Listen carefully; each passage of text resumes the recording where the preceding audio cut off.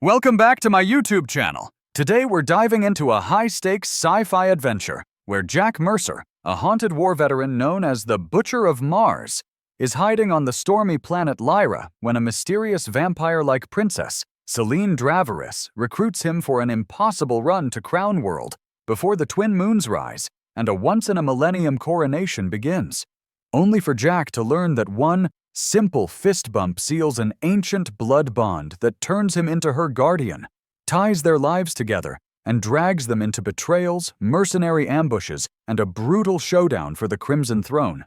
The biggest takeaway is that redemption isn't granted by medals or approval. It's chosen in the moments you decide to protect someone, tell the truth, and keep going even when you're terrified. And that real power isn't domination, but purpose, restraint, and unity. Because when two very different people trust each other and fight for something bigger than revenge, they can rewrite the fate of an entire galaxy. The downpour on the planet Lyra was relentless. It wasn't the kind of water Earthbound soldiers knew. This was a torrent of liquid methane laced with what the natives called star blood, falling so hard it could peel the finish off a starship. In a corner booth at the Broken Moon Tavern, Jack Mercer watched the crimson streaks slide down the armored glass. Each drop pulsed with a faint light before hitting the ground and vanishing in a puff of toxic vapor. 20 years had passed since the end of the Interplanetary War, but Jack couldn't break the habit of keeping his back to a wall. He had every exit memorized, and his hands were never more than 6 inches away from the plasma pistol tucked inside his worn leather coat, a coat that was a souvenir from his better days in the Earth Defense Force. The patch for the 3rd Battalion, the Screaming Eagles, had been ripped off long ago, leaving behind a darker shadow of fabric where his honor once resided. The tavern was your typical border world dive, stuck in the perpetual twilight between light and darkness. Half the planet lived in an endless dusk, while the other half baked under the glare of twin suns that never set. The locals, the brave or foolish souls who lived on this dividing line, threw together settlements just like this one.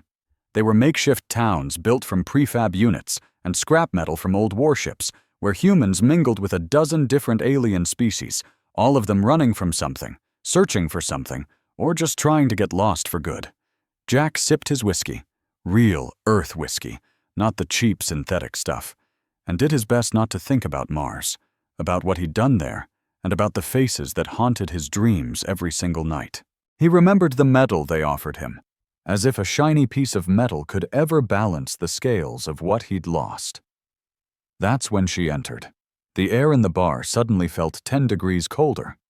Conversation sputtered out, and even the Krellian bouncer, a mountain of armored muscle and pure intimidation, instinctively shuffled a step back. She moved like a flowing shadow, her long coat swirling around her as if caught in a wind that wasn't there. Her skin was so pale it seemed to have its own inner glow, and her hair was a shade of black so deep it looked like a rip in the fabric of space. But it was her eyes that made Jack's fingers twitch toward his weapon. They were ancient, far older than they should have been, in a face that looked no older than 30 Earth years. Her eyes were the color of fresh blood, shimmering in moonlight. A Draveris. She belonged to one of the vampire-like species from the outer colonies, one of the old races that existed long before humans even thought about traveling to the stars. The stories said they fed on life force, not blood, but Jack had never met one face to face. Most humans who did never got the chance to tell anyone about it. Her gaze swept across the room, dismissing every person until it locked onto Jack. A faint smile touched her lips, revealing the tips of fangs that were clearly not just for show. Jack remained perfectly still, holding his breath. He knew from experience that predators are always drawn to movement. She glided to his table, and everyone else in the room suddenly seemed to have somewhere urgent to be. As she got closer, Jack noticed faint patterns on her skin that looked like circuitry made of starlight, pulsing with a gentle rhythm, assuming she even had a pulse. "Jack Mercer," she said, her voice sounding like fine wine poured over shattered glass. "They called you the Butcher of Mars." Jack's jaw clenched. I don't go by that name anymore. No, she agreed, sliding into the seat across from him with a grace that was almost unnatural. And yet, you're hiding here, on a forgotten rock at the edge of the galaxy, drinking yourself into an early grave. It's a bit of a cliché for a war hero, don't you think? Look, lady, I don't know who you are or what you're after. My name is Celine de Veras. She leaned in, and Jack caught a scent like ozone and copper. And I need a pilot. Someone who can navigate the vortex belt without being crushed by the gravity wells. Someone who doesn't ask too many questions. Someone with nothing left to lose. Jack let out a harsh, bitter laugh. And you figure that's me? I know it is. She reached into her coat and set a credit chip on the table. Jack's eyes widened. It was an untraceable bearer chip, loaded with more credits than he'd handled since he left the military. This is just for listening, she said. You'll get 10 times this amount if you can get me to Crown World before the twin moons rise. Crown World is deep inside Coalition territory. That's a 3-day trip through the most heavily guarded sectors in the galaxy. And the twin moons are set to rise in less than 20 hours. Then we'll need a very fast ship, she said, tilting her head as she studied him. I hear you have one. The Iron Fang. You took it from a Martian warlord and fitted it with illegal jump drives and stealth technology that isn't supposed to exist. Jack's hand was now gripping his pistol. Lady, you're either a cop or a whole lot of trouble. Just then, the tavern door blew off its hinges. Acting purely on instinct, Jack lunged sideways, pulling Celine down with him as pulse rifle fire shredded their booth into a cloud of splinters. The assault was military grade. They hit from multiple angles with overlapping fields of fire. Smoke grenades filled the room to jam any thermal sensors. These were not local thugs or bounty hunters. Through the haze, Jack saw them. Genetically engineered soldiers from Genesis Corps, decked out in matte black armor. Their faces were concealed by tactical masks that made them look insect-like. They moved with a terrifying precision, their rifles sweeping the room in perfect, deadly unison. Lord Malrich sends his regards, Princess, one of them said, his voice warped by a vocoder. It's time to come home. Celine's eyes blazed, and the air around her seemed to ripple. I am home, cousin, she retorted. This entire galaxy is my birthright. It was then that Jack knew he had walked into something far more dangerous than a simple taxi job. The lead soldier lifted his rifle. The Crimson Throne will not be ruled by a half-blood. Give up now, and Lord Malrich will grant you a swift end. How generous of him, Celine said coolly, then glanced at Jack. So is your offer for a ride still on the table? Jack looked at the soldiers, at the death waiting in their guns, and then at the mysterious woman who was either his chance at a new beginning or a fast track to the grave. In the end, it wasn't a hard choice. He'd felt dead inside since Mars anyway.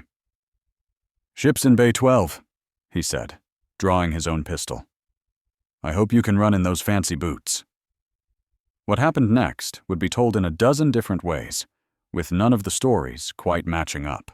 Jack would later swear that Celine moved faster than the laws of physics should allow, her coat spreading like shadowy wings that deflected laser blasts. The soldiers would report that she walked through their shots as if they were nothing more than raindrops. But everyone agreed on one thing.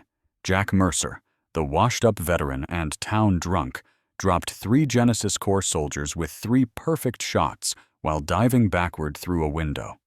They also agreed that Celine de Veras caught him in midair and somehow landed them both safely in the alley below, a fall that should have shattered every bone in their bodies. Impressive, she commented, not even out of breath. The stories about you weren't exaggerated. Save the compliments for when we're not being shot at.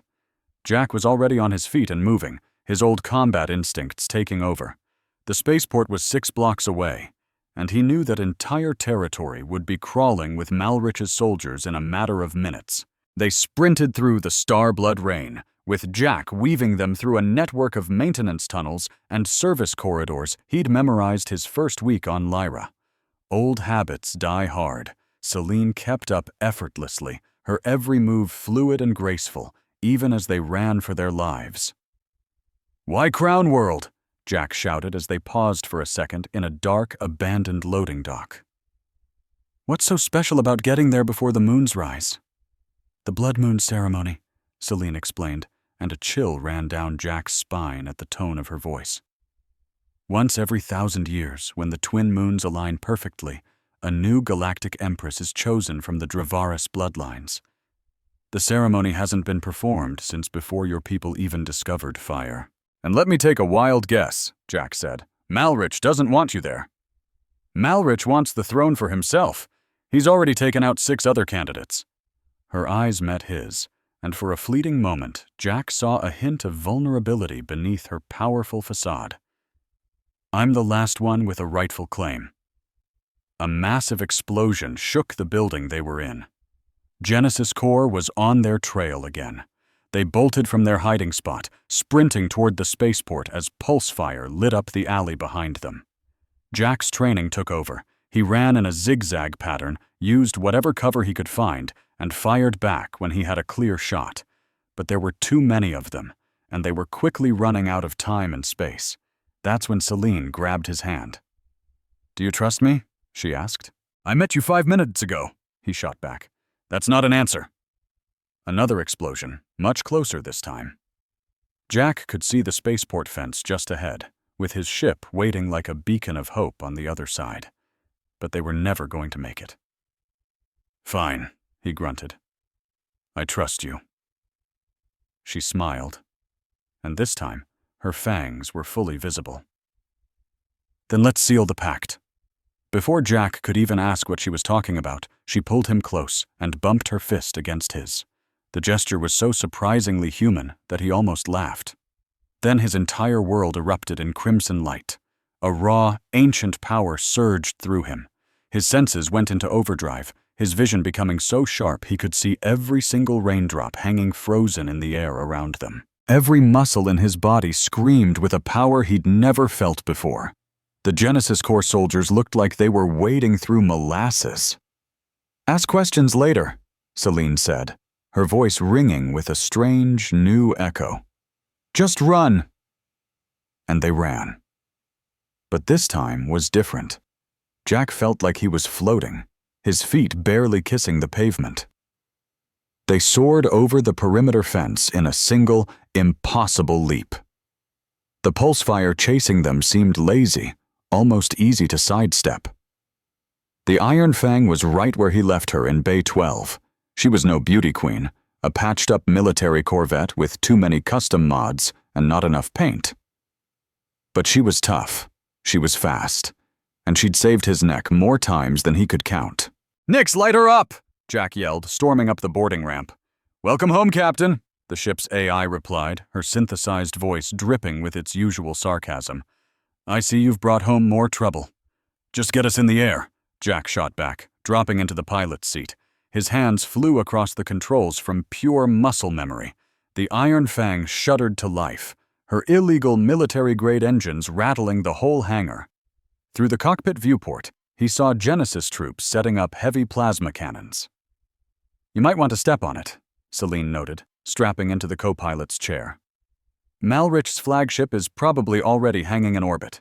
One disaster at a time, Jack muttered, yanking the control stick and slamming the throttle forward. The Iron Fang shot out of the bay like a cannonball. Laser fire and missiles lit up the stormy sky behind them. Jack banked the ship hard, weaving between skyscrapers as anti-air cannons painted the clouds with explosions. His new, supercharged reflexes made it all feel like a game. He saw the enemy's firing solutions before their computers could even lock on, threading the ship through gaps that should have been suicide. Impressive flying, Nix commented dryly. Your neural patterns are spiking 30% above baseline. Care to share with the class? Not right now, Nix. They blasted through the atmosphere in a gut-wrenching spiral climb that pushed the G-force compensators to their screaming limit. Jack's enhanced body took the strain without a problem, but he noticed Celine wasn't even breathing hard. Space unfolded around them, a cold, infinite blackness sprinkled with the lights of 1,000 ships, all blissfully unaware that a princess was making a run for her life down below. Hyperspace coordinates for the Crown World are locked, Nix announced. However, I am detecting 3 Coalition cruisers on an intercept course. They're hailing us and demanding our surrender." Jack glanced at the scanner. The cruisers were already maneuvering to box them in. Classic Coalition playbook. He'd used it himself a lifetime ago. "How long till we can jump?" 43 seconds for the drives to charge. "And how long until they start shooting?" 38 seconds. Celine unstrapped herself and stood up. "Keep flying. I've got this." "Got what?" "Those are military cruisers. They'll—" She rested a hand on his shoulder, and he felt that bizarre energy surge through him again. "Remember, Jack Mercer, you sealed the pact. We are bound now, you and I, until the ceremony is complete. Or we're both dead." "What pact? What are you talking about?" But she was already walking away, heading for the ship's top gunner station. Jack wanted to chase her, to demand answers, but the Coalition ships opened fire, forcing him to throw the Iron Fang into a desperate dance. The ship's frame groaned in protest as warning lights flashed across his dashboard. "Shields at 60%, 50, 40, jump drives are charged," Nix called out. "Celine, get back here, we're leaving." On the gunner's camera feed, he saw her standing at the controls, her hands glowing with that same eerie crimson light. She looked right into the camera and gave a small, chilling smile. "Not just yet," she said, her voice calm. "They need to learn there's a price for hunting a Dravaris." The Iron Fang's weapon systems, a few basic defensive lasers Jack had never bothered to upgrade, suddenly roared to life, surging with a power they had no right to possess. Crimson beams shot out, not at the ships, but at the empty space between them. For a moment, reality itself seemed to ripple, and then the very fabric of space tore itself open. A swirling gravitational vortex, violent and impossible, erupted directly in the lead cruiser's path. The ship's captain tried to swerve, but you can't negotiate with gravity. It was sucked in, crushed, and turned into glittering dust in less than 3 seconds. The other 2 cruisers immediately broke off their attack, emergency jumping to a safe distance. Celine walked back into the cockpit, looking a little pale, but otherwise fine. "Okay, now we can jump." Jack could only stare at her. "What are you?" "I told you. I'm Celine Deveris, last of the pure bloodline, heir to the Crimson Throne." She sank back into her seat. "And thanks to that little fist bump you so casually accepted, you are now my blood-bonded guardian until the ceremony is complete." "My what?" "You really should pay more attention to the deals you make," she said, closing those impossible eyes of hers. "But don't you worry. If we manage to survive the next 20 hours, you'll be free to go right back to your life of drinking yourself into an early grave. Probably." Jack wanted to scream, to demand she explain every single thing, but new contacts were already popping up on the scanner. Coalition reinforcements. He grabbed the jump controls and yanked, throwing the Iron Fang into the dizzying tunnel of hyperspace. As the stars blurred into streaks of light, Jack couldn't escape the feeling that his life had just gotten a whole lot more complicated. That strange power was still humming in his veins, feeling alien and intoxicating.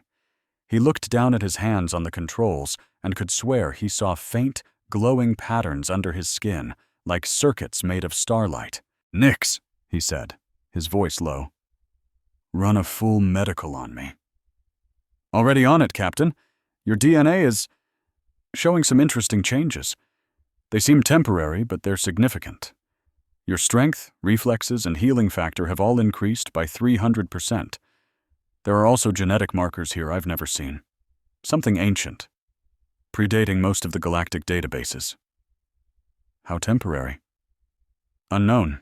But Captain—" Nix paused, which she only ever did when the news was really bad. "The modifications appear to be tied directly to the subject in your co-pilot seat. If she dies, the biological feedback could kill you. If you die, the same thing happens to her. You're quantum entangled on a genetic level." Jack glanced over at Celine, who had somehow fallen asleep through all the chaos. In that moment, she looked almost human, almost fragile. Almost. "What did I get myself into?" he whispered. "Based on the current data," Nix replied, "a galactic succession war. You are currently an unwitting pawn who is now genetically chained to one of the main contenders. You are also being tracked by at least 16 different factions. We are flying directly into what is obviously a trap, and we have less than 19 hours to get halfway across the galaxy. So just another Tuesday." "It's Thursday, Captain." "Feels like a Tuesday," Jack sighed, leaning back in his seat and watching the hypnotic swirl of hyperspace. Whatever was coming, one thing was for sure. His quiet life as a washed-up drunk on some forgotten planet was officially over.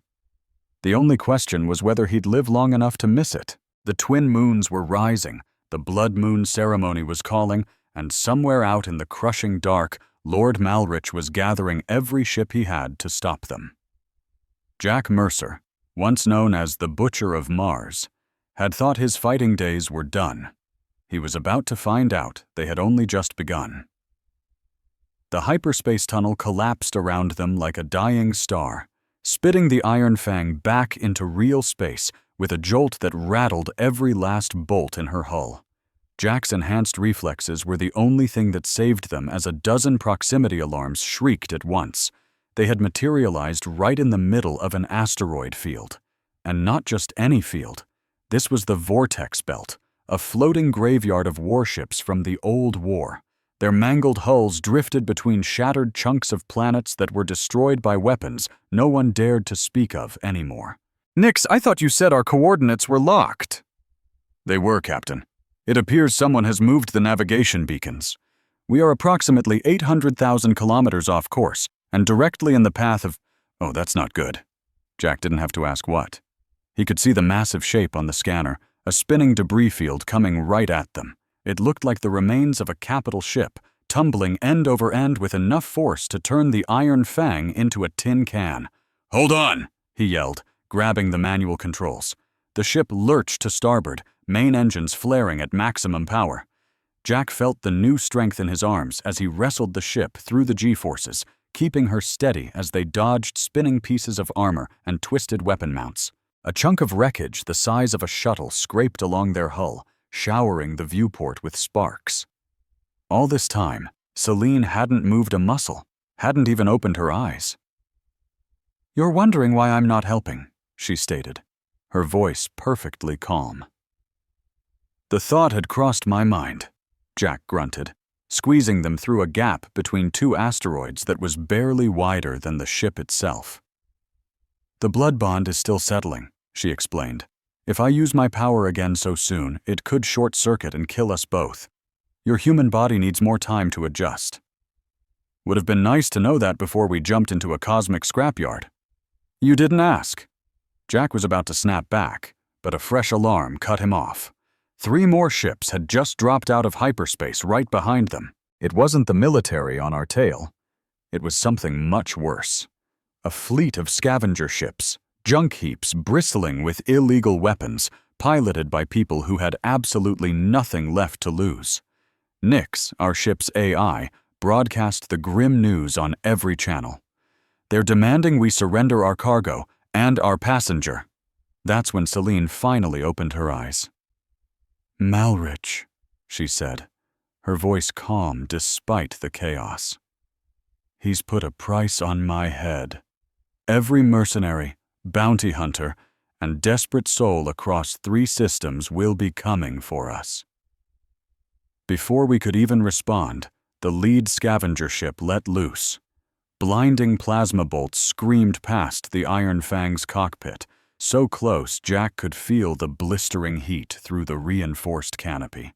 He yanked the controls, sending the ship into a gut-wrenching spiral behind a massive asteroid for a moment of cover. "There's no outrunning them in this mess," he grunted, glancing at the weapons console. The surge of power Celine had unleashed earlier had fried half their focusing crystals. They had maybe 6 shots left. "And we can't take on 3 ships with what we've got." "Then we won't fight them," Celine said. She unstrapped herself and rose to her feet. perfectly balanced against the ship's violent maneuvers. "We'll make them fight each other. And how are we supposed to—" He stopped as she placed a hand on the comms panel. Jack felt the strange pulse of the blood bond between them, not the overwhelming wave from before, but a quieter, more insidious hum. Her eyes began to glow with that eerie crimson light, and when she spoke, her voice had a strange resonance that seemed to vibrate deep inside Jack's bones. "Attention, hunters," she broadcast, her voice cutting through the static like a blade. "I am Celine Draveris, heir to the Crimson Throne. The one who delivers me to Crown World alive will not only claim Malrich's bounty, but will also earn a place in my royal guard. As for those who fail me," she paused, "well, let's just say there are fates far worse than death." "What are you doing?" Jack hissed. "Just watch!" Immediately, the scavenger formation shattered. The lead ship turned and fired on its own wingman, who roared back obscenities as he returned fire. The third ship, trying to outmaneuver them both, flew straight into a dense cloud of micro-asteroids that shredded its forward shields to ribbons. "Greed," Celine said with a faint smile as she returned to her seat. "It's such a wonderfully reliable weakness. Now might be a good time for us to depart." Jack didn't need to be told twice.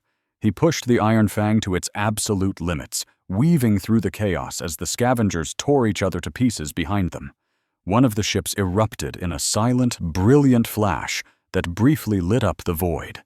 The other two were so focused on destroying each other, they didn't even notice their prize slipping away.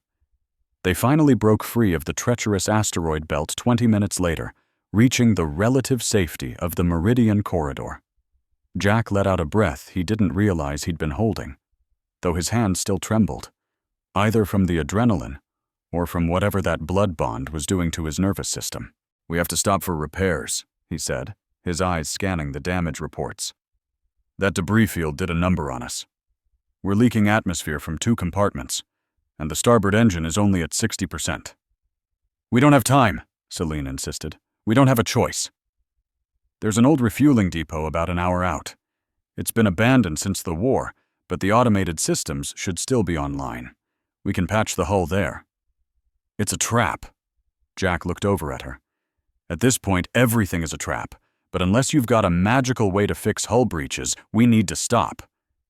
Celine was silent for a long moment before giving a sharp nod. 1 hour, not a second more." The station appeared on their view screen 40 minutes later, a colossal structure resembling a metal spider clinging to the side of an asteroid. It was once a major military waypoint, built to service entire fleets. Now, it was a ghost town in space. Its docking bays were gaping and empty, its lights flickering in patterns that spoke of failing power grids. "I'm not picking up any life signs," Nix reported, "but there's a lot of electromagnetic interference. Could be masking their signatures, or it could just be old tech dying," Jack muttered, keeping his hand close to his sidearm as he guided the ship into one of the smaller bays. The massive doors ground shut behind them with a sound that set Jack's teeth on edge. As the artificial gravity engaged, the full extent of the Iron Fang's damage became painfully clear. Scorch marks scarred the hull, and there was a hole in the starboard side big enough for him to shove his fist through. "Stay here," Jack ordered, grabbing a patch kit and his plasma pistol. "I'll seal the hull." "We go together," Celine countered. "The bond weakens with distance. If we're more than 50 meters apart, we'll both start experiencing complications." "Define complications," Jack said dryly. "Intense pain, hallucinations, and possibly cardiac arrest." "You know, you really should have led with the side effects before we did the magical fist bump." "Would it have changed anything?" Jack thought back to the Genesis core, seconds from overloading. "Probably not," he admitted. They stepped out of the ship together, Jack lugging the repair gear while Celine moved beside him like a shadow, her eyes constantly sweeping the darkness. The station's air was stale but breathable, thick with the smell of rust and old lubricant. Every footstep echoed in the cavernous, empty space. "This place feels wrong," Celine whispered. "It's been abandoned for 15 years, Jack replied. Anything would feel wrong after that long. But he knew what she meant. A prickling sensation crawled up his spine, the undeniable feeling of being watched. The blood bond only made it worse, heightening his senses. He could hear faint scuttling sounds from inside the walls, distant noises that could have been failing machinery, or something else entirely. They eventually located a repair bay with working hull sealant dispensers. Jack immediately set to work on the breach, while Celine stood guard, her posture as tense as a coiled spring. The sealant hissed as it filled the gash, expanding and hardening into a material even stronger than the original hull. "So tell me about this blood moon ceremony," Jack said, partly to cut through the oppressive silence, and partly because he figured he deserved to know what he was risking his neck for. "It is the most ancient tradition of my people," Celine began, her voice taking on a tone of reverence. "When the twin moons of Crown World align, their gravity creates a resonance that opens a gateway to the Crimson Realm, the dimension my ancestors came from. The heir who enters that portal and survives its trials is crowned the new Empress, bonded to the collective consciousness of every Draveris who has ever lived. And if you don't make it, then the throne stays empty, and the galaxy continues to splinter into petty wars and pointless conflicts." She turned, her crimson eyes locking onto his. "My people were meant to be guides, to shepherd the younger races. We lost our path and became conquerors. I intend to set things right." "A noble goal," Jack said. "Too bad Malrich doesn't see it that way. Malrich clings to the old ways, power through fear, preying on other species. He treats the galaxy like his personal hunting grounds." Her eyes flashed with a dangerous light. "He's the one who killed my mother. He made it look like an accident. But I knew. I've known for 50 years. 50 years? But you don't look— I'm 328 years old, Jack. Young, by Draveris standards. But I'm old enough to have watched empires rise and crumble." Jack almost dropped the sealant dispenser. 300. And that's young? My grandmother lived for 4,000 years. She remembered when your species was just figuring out agriculture. Before Jack could even begin to wrap his head around that, a new sound echoed from deep within the station. A rhythmic, deliberate clanking of metal on metal, footsteps far too heavy to be human. "We're not alone," Celine whispered. The attack was sudden, coming from 3 directions at once. They weren't Genesis Core this time. They were combat automatons, military-grade machines that were supposed to have been scrapped after the war. They moved with chilling, mechanical precision, their weapon systems already glowing as they charged. Jack dove behind a support girder as a storm of pulse fire erupted around them. The automatons advanced in a perfect synchronized formation, their red optical sensors sweeping the area like the eyes of predators. "Nix, we could use some help down here." "I'm sorry, Captain, I can't," the AI responded. "Something is completely jamming my connection to the station's systems." Celine pressed her back against the girder next to him. "Can you fight them?" "With a half-empty pistol against military-grade death machines. Not for long." She reached out and grabbed his hand, and the blood bond flared to life. This time, however, it wasn't raw power that surged through him, but pure knowledge. Combat tactics he'd never seen, impossible ways to move, and an intuitive understanding of the exact weak points in the automaton's armor flooded his mind. "This is going to hurt," Celine warned him. She wasn't kidding. Jack's muscles screamed in protest as they were pushed far beyond their normal human limits. He moved before he could even think, rolling out from behind cover and firing 3 perfect shots that struck the tiny, unarmored gaps in the lead automaton's neck joint. The machine's head flew from its shoulders in a shower of sparks. At the same instant, Celine moved too, but she didn't need a weapon. Her hands blazed with crimson light, and everywhere she touched, the automatons simply shut down, their circuits fried by an ancient energy they were never designed to withstand. The entire fight was over in 30 seconds. When the last machine fell, Jack collapsed to his knees, gasping for air as his body struggled to recover from what it had just been forced to do. Model. Celine surveyed the field of wrecked machines. not even breathing hard. "You're getting the hang of channeling the bond," she commented.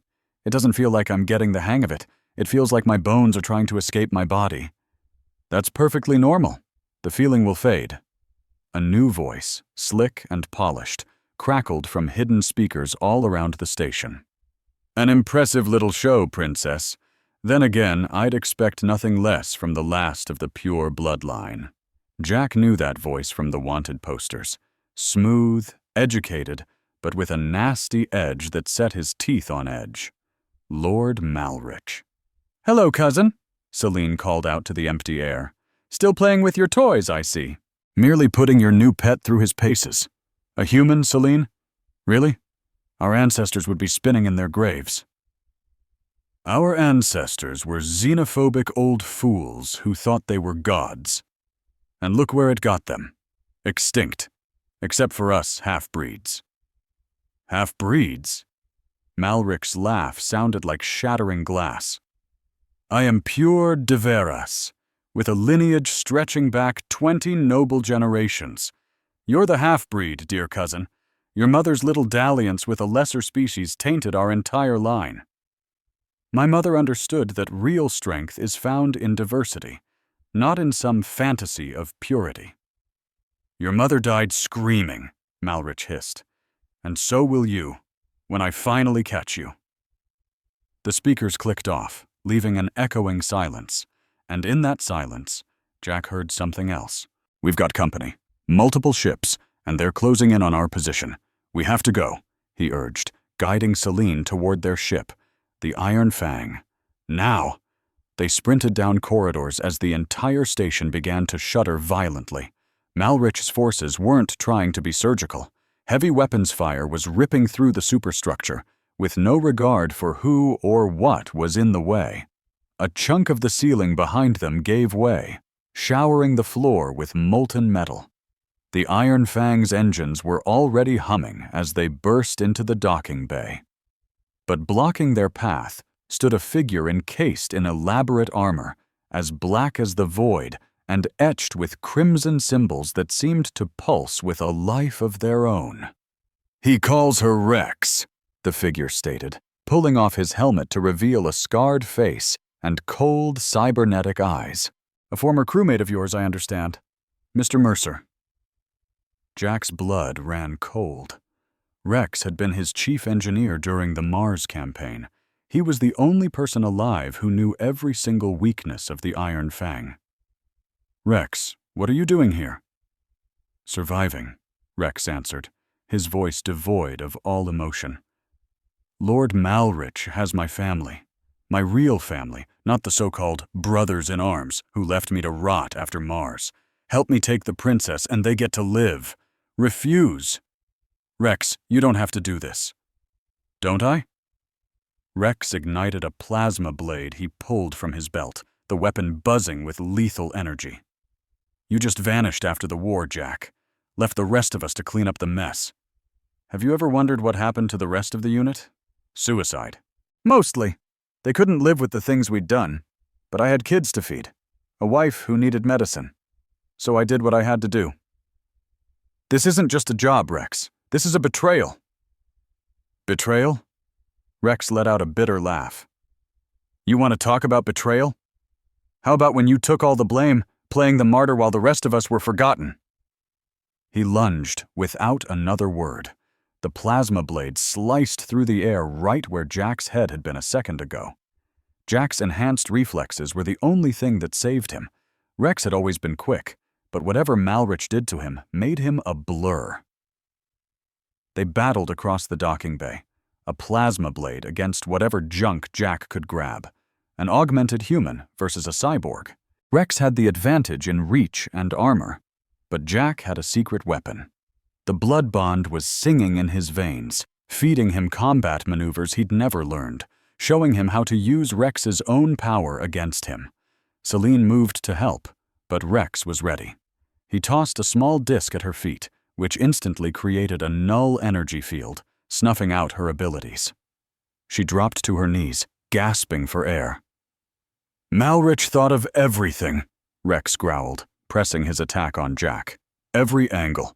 Every possibility. You can't win." "Maybe not," Jack grunted, ducking another strike that would have cut him in two. "But I don't have to win. I just have to get past you." He scooped up a handful of industrial grease from a busted dispenser and flung it straight into Rex's cybernetic eyes. The engineer roared in frustration, staggering back. Jack seized the moment. He charged, tackling Rex hard. They both slammed into a control panel, which erupted in a shower of sparks. When the smoke cleared, Rex was on the ground, his armor sparking and his cybernetics flickering. "My family," he choked out, real tears mixing with the hydraulic fluid leaking from his damaged eyes. "He'll kill them." "No," Celine said. She had recovered and was now kneeling beside Rex, placing a hand on his forehead. "Lord Malrich murdered them 3 months ago. I'm so sorry, Rex. He's been using their memory to control you." Jack watched as the face of his old friend completely shattered. "No. He promised me. He swore." "He lied," Celine said softly. "It's what he does." Rex looked up at Jax, and for a fleeting second, he was the same man Jack remembered from Mars.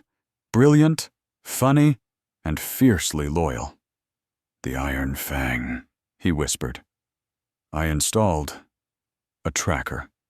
Port engine housing. He'll always know where you are." Then his cybernetics gave out for good, and Rex Calder, the engineering genius who helped design half the weapons in the interplanetary war, died on the dirty floor of a forgotten docking bay. Jack had no time to grieve. The station was collapsing around them. He ripped the tracker from the Iron Fang's engine, crushed it under his boot, and helped Celine onto the ship. They blasted off just as the bay doors were blown inward and Malrich's fighters swarmed in. The Iron Fang rocketed into space, immediately drawing fire from 6 different directions. Jack sent the ship into a dizzying spiral, using the station's exploding superstructure for cover. One fighter got too bold and learned the hard way why the Iron Fang was a legend. Her point defense systems, personally upgraded by Rex, vaporized the fighter into a cloud of expanding gas. "Jump coordinates are locked," Nix, the ship's AI, announced. "But Captain, nearly every system is in the red. Another jump could tear the ship apart." "Better than being torn apart by Malrich's fleet," Jack shot back, his eyes glued to the screen as a massive battlecruiser dropped out of hyperspace right in front of them. "Jack," Celine said quietly, "I need you to trust me." "We've already established that my trust is pretty easy to get. The blood bond. I can push more of my power through it. It will change you, temporarily, but a lot. For a few minutes, you'll be more de veras than human. It will let you interface directly with the ship, fly her like she's your own body. But the backlash when it wears off? It could kill you." Jack glanced at the tactical display. They were boxed in, outgunned, with no way out. In 3 hours, the twin moons would rise, and Celine's one chance to save the galaxy would be lost forever. "Do it," he said. She put both hands on his shoulders, and his world erupted in crimson fire. Jack screamed as his mind expanded, flowing into every system of the Iron Fang. He could feel every wire, every hull plate, every drop of fuel. The ship wasn't just following his thoughts anymore. It was him, a direct extension of his will. He moved through the void like liquid lightning, weaving between energy beams and missiles with an impossible grace. When fighters swarmed him, he didn't bother with weapons. He reached out with the ship itself, bending gravity in ways he shouldn't be able to, and crushed them like tin cans. The battlecruiser fired its main cannon, a weapon powerful enough to crack a planet. Jack met the beam with the Iron Fang's shields, but instead of deflecting it, he absorbed it, funneling the raw energy through systems Rex had installed but never fully understood. The Iron Fang began to glow like a newborn star, then unleashed all that stolen power in a single, focused beam that sliced the battlecruiser clean in half. Then the jump drive kicked in, and they plunged into hyperspace, leaving Malrich's ruined fleet behind. Jack slumped into the pilot's chair. his vision swimming as the bond's power drained away. He could taste blood in his mouth, feel his heart fluttering like a trapped bird. Celine was there to catch him as he fell, her hands glowing as she fought to stabilize his body. "Stay with me," she whispered, and for the first time since he'd met her, she sounded genuinely afraid. "We're almost there. Crown World is right ahead. Just stay with me, Jack." Through his blurry vision, Jack saw something he never thought he would. Celine was crying. Real tears, like liquid starlight, fell from her ancient eyes. "Not very vampire-like," he managed to rasp. "Shut up and don't die," she shot back. "That's an order from your future Empress." "Yes, ma'am," Jack whispered, and surrendered to the blackness. When he came to, they were gliding toward Crown World, just as the twin moons began their climb into the sky. The blood moon ceremony was about to start, and Jack had a bad feeling that their real problems were just beginning. Crown World hung in space like a dark jewel, its surface a mosaic of ancient, glowing cities and wild forests that had reclaimed the land over thousands of years. The two moons were rising on opposite sides of the planet, their paths set to cross directly over the Crimson Citadel in less than 2 hours. Jack watched them from the Iron Fang's viewport. One was silver, the other gold, and both radiated a power that made his enhanced senses scream in protest. "Landing permission denied," Nyx announced, a hint of worry in her synthetic voice that Jack rarely heard. "Crown World's defense grid is active. We are currently being targeted by approximately 300 weapon systems." "They were expecting us," Celine said. Her face was pale, but her expression was rock solid. She hadn't moved from Jack's side since his collapse, and he could still feel the phantom echo of her fear through their bond. "Malrich has friends in the old guard. They'll do anything to stop us from reaching the Citadel." Jack stared at the tactical display, his head still pounding from the power surge. The planet was ringed with defense platforms, each one armed with enough firepower to turn the Iron Fang into dust. But he also saw something else. Something was out there, a ghost our standard sensors couldn't see. "Nyx, switch to a full-spectrum analysis. Throw in dimensional variance." "Captain, that'll drain what's left of our power reserves." "Do it." The view screen flickered, and suddenly Jack saw exactly what he'd suspected. Tucked between the defense platforms were invisible tears in space-time, little rips leading to somewhere else. The Crimson Realm Celine had warned him about, now bleeding into their reality as the moons aligned. "Those rifts," he said, pointing. "Can we get through them?" Celine leaned in, her ancient eyes glued to the display. "For a normal ship, it'd be a death sentence. The Crimson Realm doesn't play by our rules of physics. Matter just comes apart, and only willpower can put it back together." "Good thing we're not normal." Jack looked her dead in the eye. "You told me this blood bond of yours made me part Dravorous. Is it enough to get us through in one piece?" "I don't know. No human has ever set foot in the Crimson Realm and come back the same." "Well, there's a first time for everything." Before Celine could even protest, Jack was already changing their course, aiming the Iron Fang straight for the nearest rift. The defense platforms lit up as they figured out his insane plan, space filled with a storm of plasma beams and missiles. But Jack flew like a devil with his tail on fire, calling on every dirty trick he'd learned in 20 years of combat flying. They slammed into the rift at full throttle, and the universe broke. The Crimson Realm was nothing like Jack had imagined. For starters, it wasn't red. It was a chaotic storm of every color at once, and none of them. It was a place where your thoughts could literally kill you, and reality was just a dream. The Iron Fang groaned, its hull twisting as the very idea of metal became a weak suggestion. Jack felt his own mind starting to splinter, pulled in 1,000 directions. He saw flashes of other lives, other moments. Celine as a little girl, watching her mother die. Malric, standing on a field of bodies, drinking their life force. He saw the very first Draveris stepping out of their own dying universe, refugees who decided to become conquerors. Focus! Celine's voice was a lifeline in the chaos, anchoring him to whatever passed for reality here. Think of the ship as a part of you. You have to will it to stay together.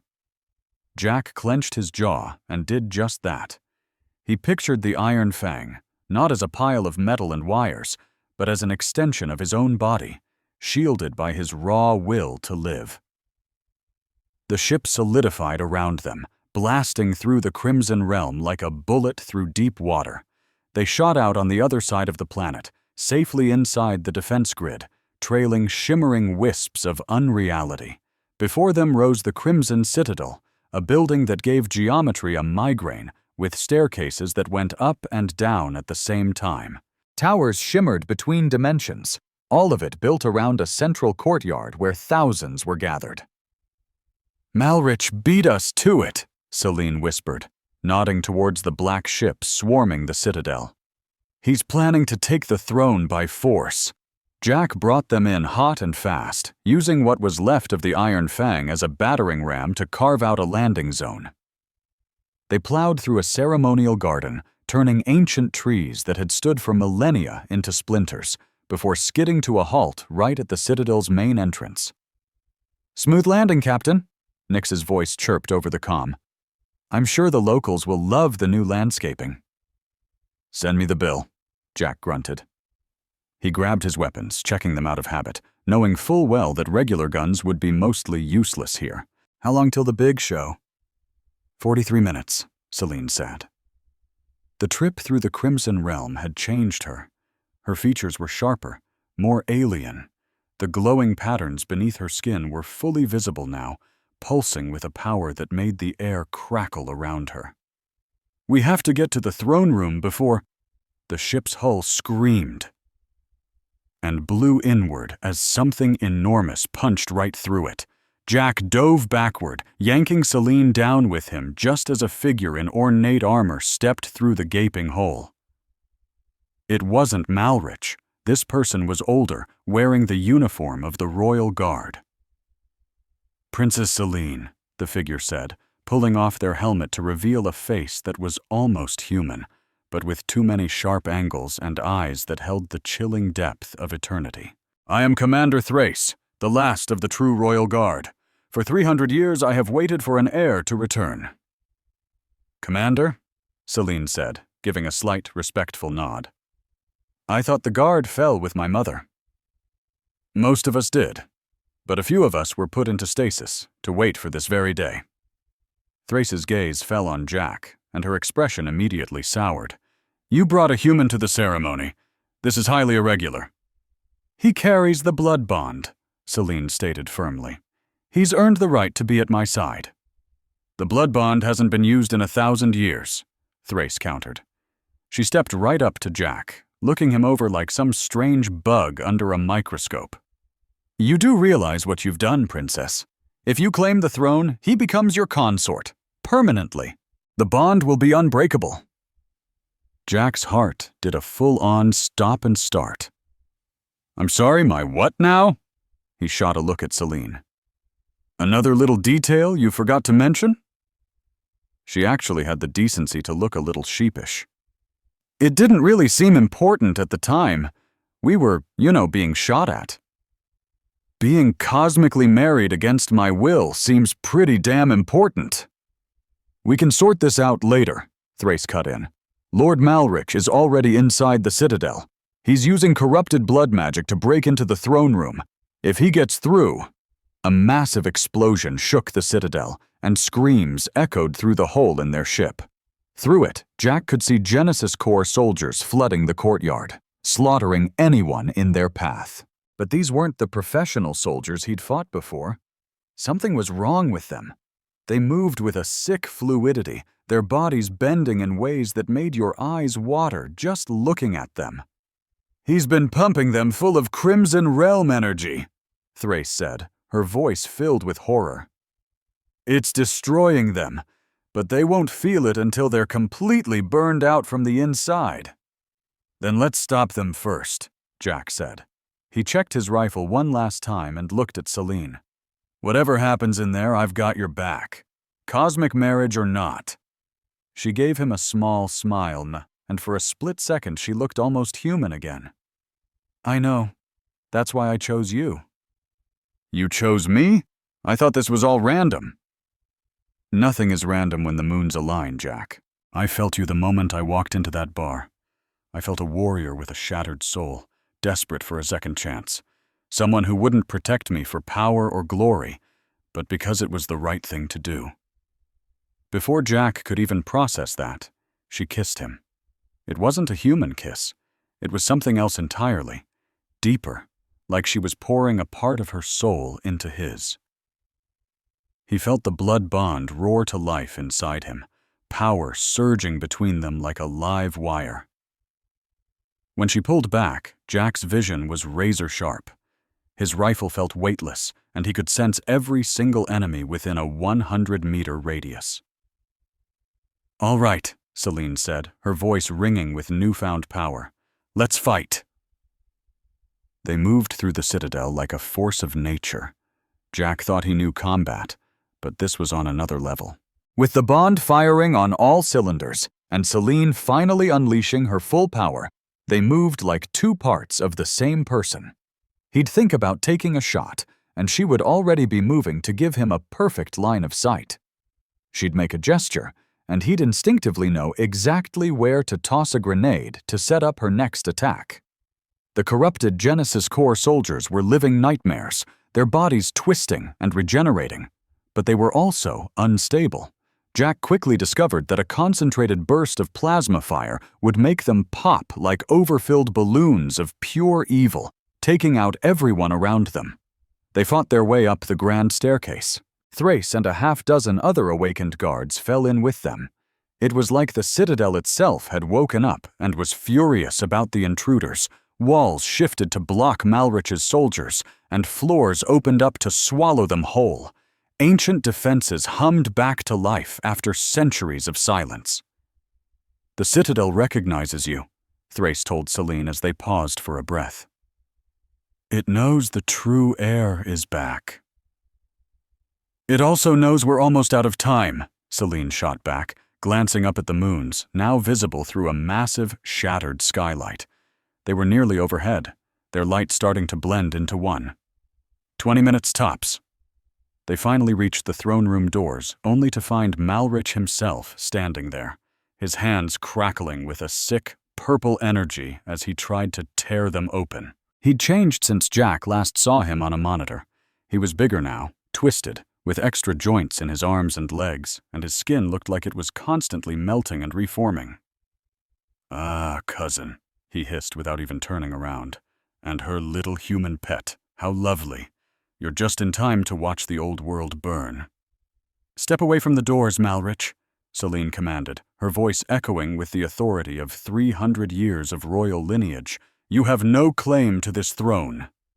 "Claim?" Malrich finally turned, and Jack had to physically stop himself from recoiling. Half of his face was gone, replaced by a mass of writhing, dark energy tentacles. "I am taking what should have been mine all along. Your mother was a weak-willed fool, soft on the lesser species. I will return the Dravaris to our rightful place as the gods of this galaxy." "You're not a Dravaris anymore," Thrace spat, raising her weapon. "You're a monster." "I am the next step," Malrich bellowed, and his corrupted Genesis Core soldiers charged forward. The fight was pure chaos. Jack burned through clip after clip, each shot guided by an instinct that felt like it belonged to someone else. Celine was a whirlwind of deadly grace, her hands leaving trails of crimson light that sliced through the corrupted soldiers like they were made of paper. Thrace and her guards fought with weapons Jack couldn't even begin to understand. Model The humming from the energy blades made my teeth ache, but it didn't matter.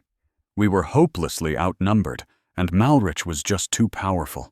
I watched in horror as he grabbed one of the guards, draining the life out of him in seconds until he was nothing but a husk that crumbled into dust. His corrupted soldiers just kept coming, crawling toward us even when they were blown in half, their bodies refusing the sweet release of death. "This is a losing fight," I yelled, emptying my last plasma clip into a soldier that was just a torso, still trying to bite me. Celine glanced at the throne room doors, then back at me. "There's another way," she said, "but it's dangerous. More dangerous than this. I can channel our blood bond backwards." "You'll have to use your humanity as an anchor," she explained, "to pull Malrich back into our reality. It'll make him vulnerable, but it might just kill me. It's definitely going to hurt." I looked at the advancing horde, at Malrich laughing as he snuffed out another guard's life, and at the twin moons in the sky, now so close they were almost touching. "Do it," I said. She grabbed my hands, and the world just exploded into pure agony. I felt my own humanity being twisted into a weapon. A blade of pure human experience slicing through the layers of corruption Malrich wore like a cloak. Every memory of Earth, every laugh, every tear, every single ordinary moment before all this chaos became ammunition in a war fought on a plane beyond the physical. Malrich let out a piercing scream as the laws of physics clamped down on him. His corrupted body couldn't handle reality. His extra limbs shriveled up. His tentacles turned back into flesh that could actually be cut. His invulnerability shattered like cheap glass. "Now!" Celine screamed. I didn't even think. I snatched up Thrace's fallen energy blade and plunged it straight through Malrich's chest. The weapon felt like it was guided by Celine's 300 years of memories, showing me the exact spot where a Devaris was most vulnerable. Malrich stared down at the blade, then up at me, a look of genuine shock on his face. "A human," he whispered. "Killed by a human. How ordinary." And then he collapsed. His body was already starting to dissolve, the corrupted energy eating itself from the inside out. All around us, the Genesis Core soldiers dropped like puppets whose strings had been cut, their twisted bodies finally at peace. The massive doors to the throne room swung open. Inside was a chamber that seemed to exist halfway in that crimson realm, its walls semi-transparent, offering glimpses of other dimensions. In the very center sat a throne made of crystallized time, literally carved from frozen moments. Hovering above it was a crown of pure energy, just waiting. "The moons," Thrace said urgently. "You have less than 5 minutes." Celine started walking toward the throne, each step she took echoing through dimensions I could barely even sense. But right as she reached for the crown, she stopped and looked back at me. "If I do this, the bond between us becomes permanent. You'll be tied to me, to this world, to a war that might never end. You could still leave. Take the Iron Fang and just disappear. Go live a normal life." I couldn't help but laugh as I wiped some blood from my face. "Lady, I gave up on normal the second I agreed to fly you here."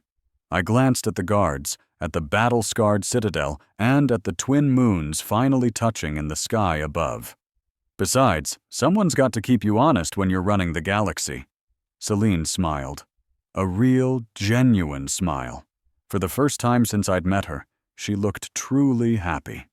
Then she took the crown. The ceremony was nothing like I'd expected. There was no grand music or fancy speeches. Reality just shifted.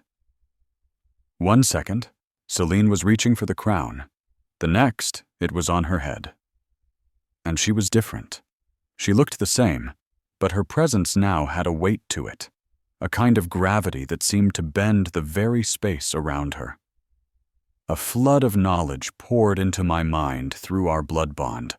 I saw the entire history of the Devaris, their escape from a dying universe, their struggle to survive, their rise, their fall into corruption, and now, maybe, their chance at redemption. I saw countless possible futures branching out, some good, some terrible, all of them hanging on the choices we were about to make. "My Empress," Thrace said, dropping to one knee. The other guards immediately did the same. Celine walked back over to me, the crown pulsing with a light that matched the glowing patterns under her skin. "There's one more thing," she said. "The bond has to be sealed in front of witnesses, or it's not complete." I raised an eyebrow. What kind of ceiling are we talking about? She held out her fist, a playful smile on her lips. What else? I burst out laughing, a real, hearty laugh, for the first time since I left Mars. I bumped my fist against hers, and the bond surged through me one last time. But this time there was no pain, just a feeling of being whole, of finding a piece of myself I never knew was missing. The guards erupted into cheers, the sound echoing through the entire citadel. In the sky, the twin moons started to pull apart, their job finished, but their light kept shining down on the new Empress and her very unlikely partner. So, I said, looking at the crown, the cheering guards, and the utter madness of my new life. What happens now? Now, Celine said, taking my hand, and I could feel the unbreakable strength of our new permanent bond. Now we start fixing the galaxy, one system at a time. First, we have to deal with the conflicts Malrich's death is going to create. His followers won't accept my rule without a fight. Politics and war, I sighed. My favorite. You did say you were looking for redemption, Celine reminded me. What better way than to help bring peace to a galaxy that's forgotten what it even looks like? I thought about that. I'd walked into that bar on Lyra just looking for a way to forget my past. Instead, I'd found a future I couldn't have imagined in my wildest dreams. A vampire alien empress, a blood bond that made me something more than human, and an actual chance to make a difference on a galactic scale. Nix, I said into my comms. You still alive in there? Barely, Captain, she crackled back. The Iron Fang has seen better days. She's going to need a lot of work before we can fly again. Add a throne room to the list of modifications, I said. Apparently, we're going to be doing a lot of diplomatic missions. A throne room? In a military corvette? How avant-garde. Celine squeezed my hand. We don't have to be together all the time, you know. The permanent bond has a much longer range than the temporary one, she continued. You could go back to Earth if you want. Live your own life. I just looked at her. This incredible woman who had flipped my entire world upside down in less than 24 hours. And miss all the fun? Not a chance. Besides, someone has to teach you about human customs, like movie nights and pizza. Pizza? She asked. Oh, you are going to love pizza. It's almost worth conquering Earth just to get some. She raised an eyebrow. We are not conquering Earth. It's a figure of speech. But seriously, the pizza.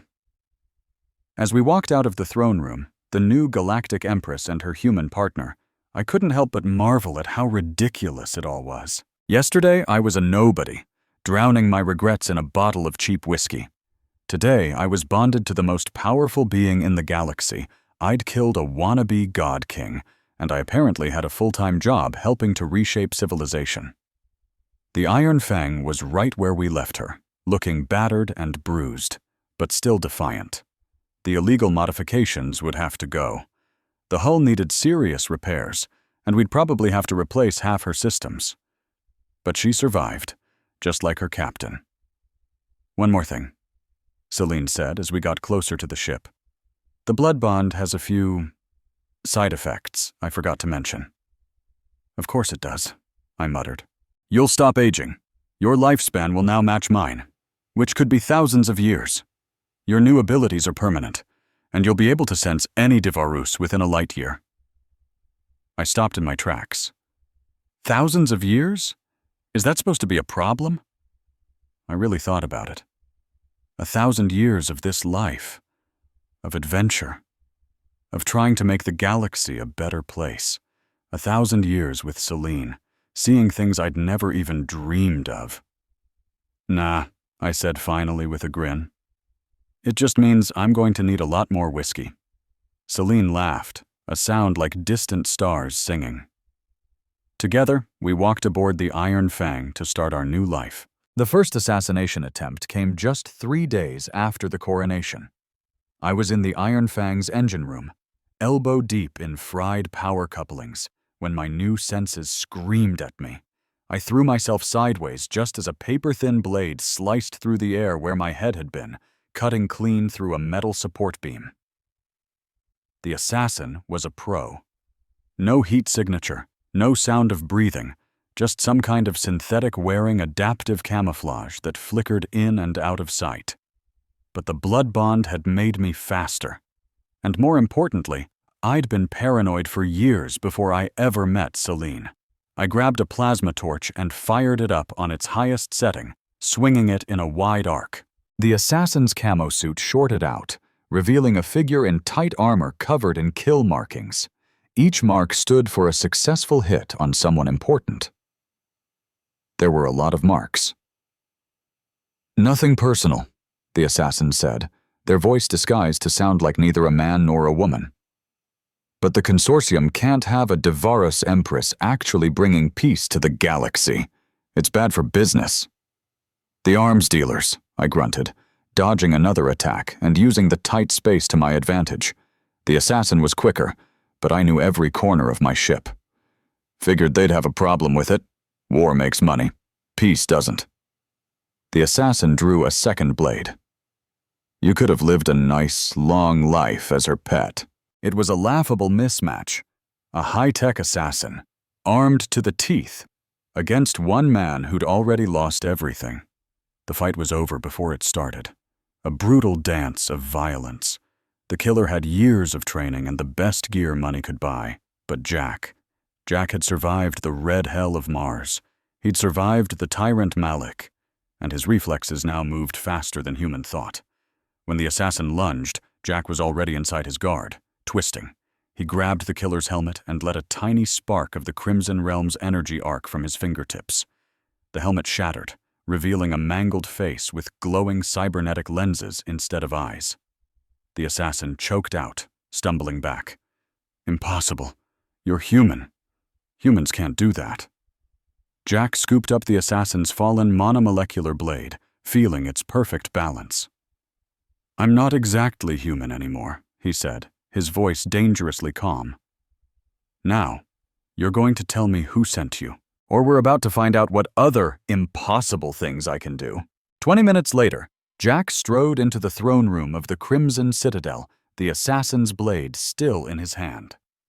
Empress Celine was holding court with the Council of Worlds, a tense gathering of representatives from 40 different systems, all bickering over trade routes.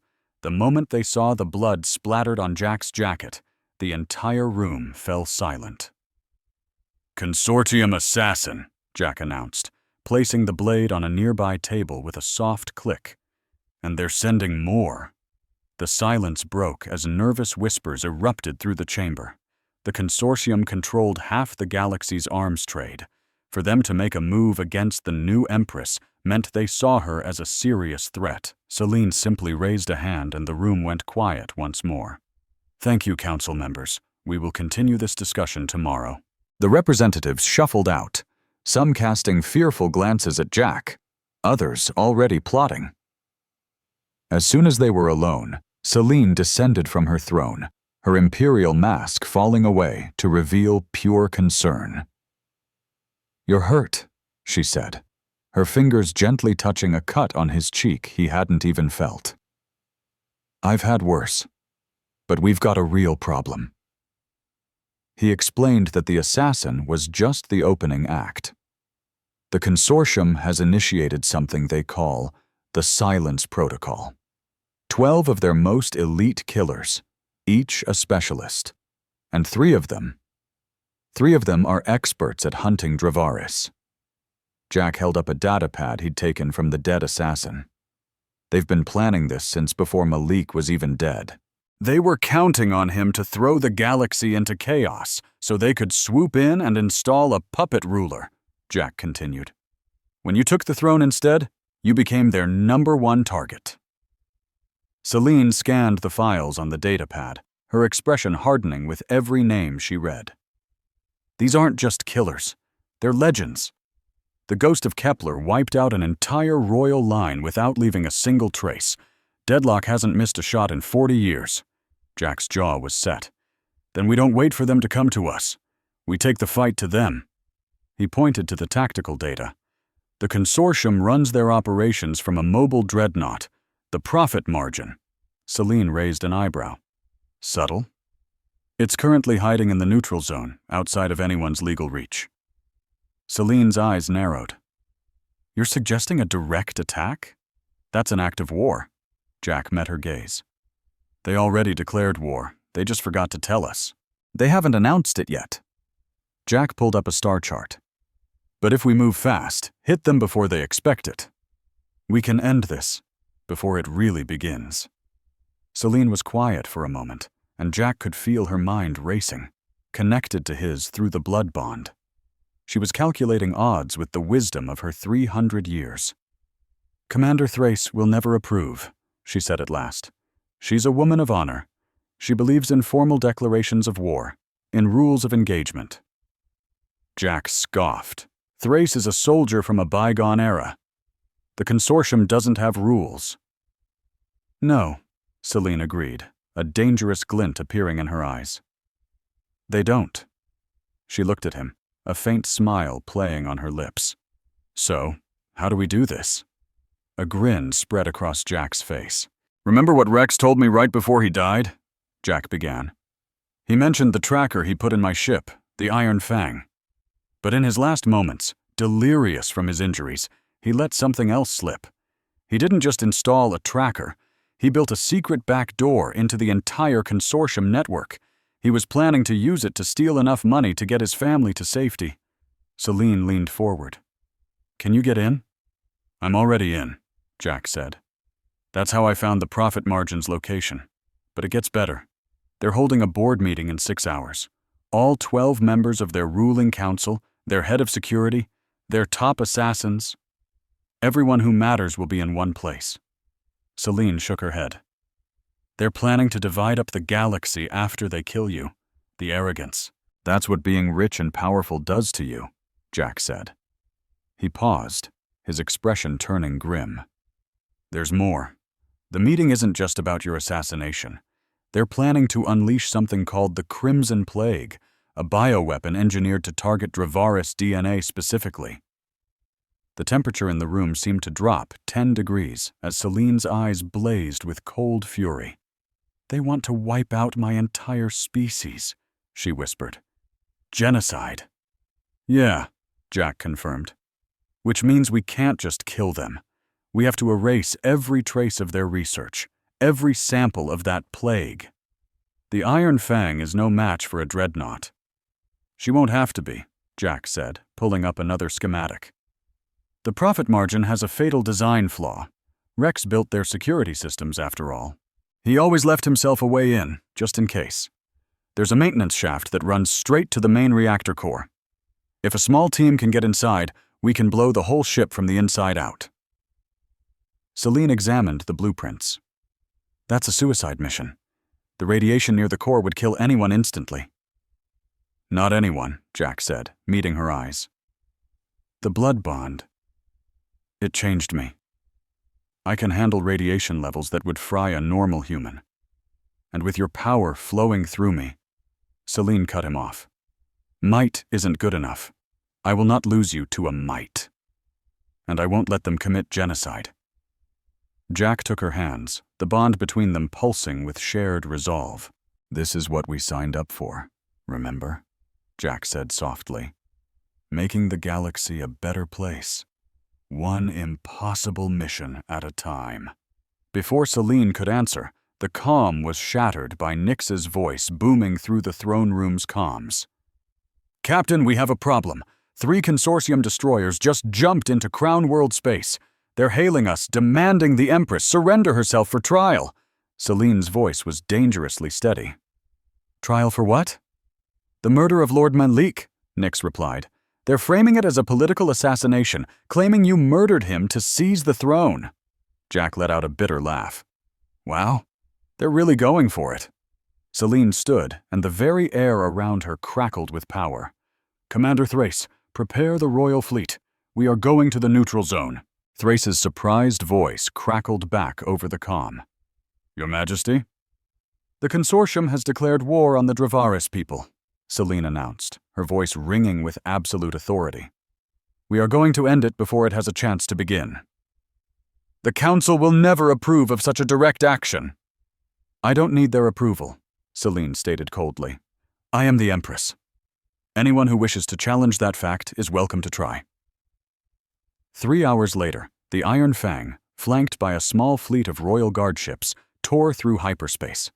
Jack had spent the time embedding Crimson Realm energy cells into his ship's ammunition, creating rounds that could tear through reality itself.